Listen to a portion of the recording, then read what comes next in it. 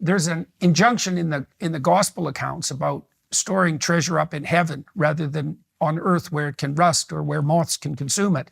And I have thought recently that's a reference to the utility of storing your treasure in reputation, because that's the best possible currency. If you have a stable social group and people think highly of you, they know that you've contributed generously in the past. If you hit a rough patch, the probability that you're going to invite reciprocity on the part of people you've aided in the past is extremely high. Okay, now your concept of the relationship between emotion and language is that we need to bridge that gap. We're using emotion to signal our strategies in reciprocal interactions so that they're structured optimally. How do you see language emerging out of that? We've got this emotional structure. I mean, language is a whole other story, but one thing this does is, and I'll get to language in a second.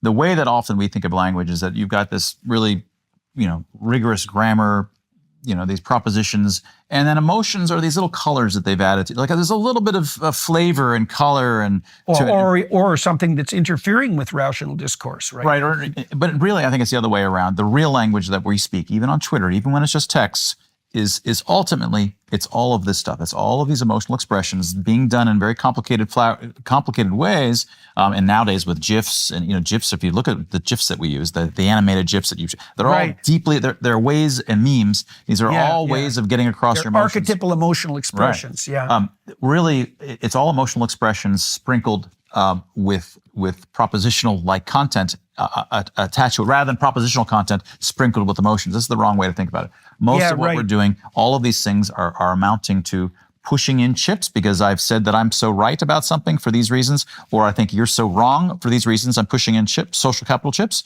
when I tweet, or I'm saying I'm not really sure, but maybe it's this, so I push in one tiny little chip. So it's a betting market on the validity of propositions using social capital as exactly what it is. It's a market. It's a marketplace, and that's this is how.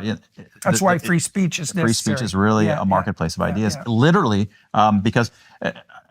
One of the interesting things about social capital is a decentralized currency, right?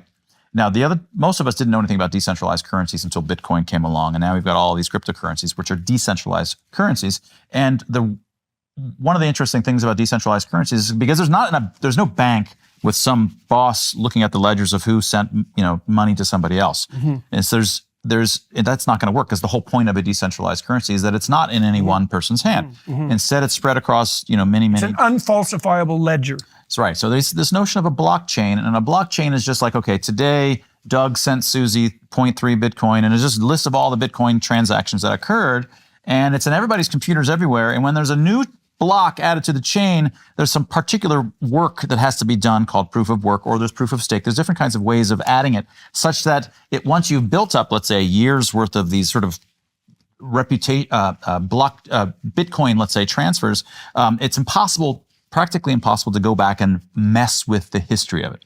And the reason it has to be like this is because it's decentralized and there's no other way to do it. Reputation is another decentralized currency.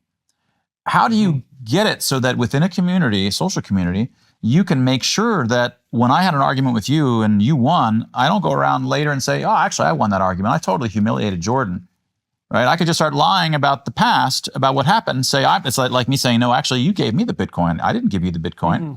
And that word we call double spending. Like, I give you Bitcoin, but I still have the Bitcoin, because the ledger's not keeping track of the fact that I gave it to you. This would undermine the currency. Nothing would work.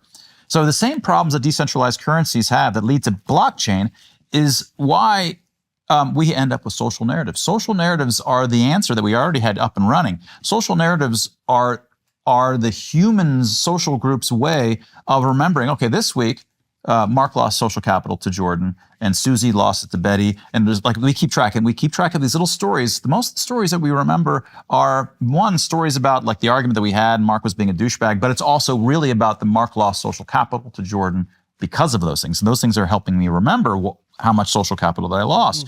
So And there's like often people that are good at gossip. These are the people like that are good at miners. These are like, or one is proof of stake. They own a lot of, they're already high reputation people in the community. These are like people who own a lot of Bitcoin, say, or some other currencies. And then they can say, we have a higher vote as to whether a new block comes onto the chain. And they're worthy of listening to because they care about the validity, whether that currency stays good.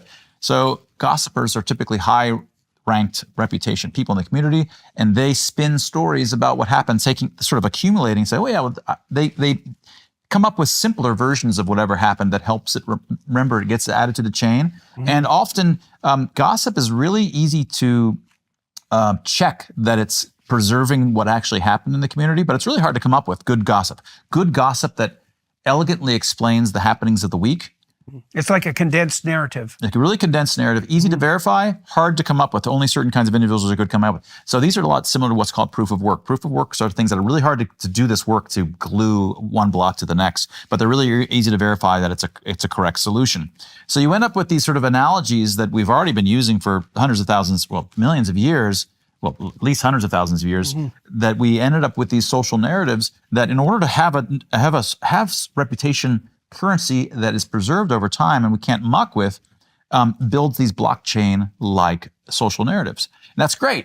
But the downside is that once a narrative gets up and running, just like once a blockchain gets up and running, you can't muck with it. And so if it creates something false, you're stuck with it for generations, potentially.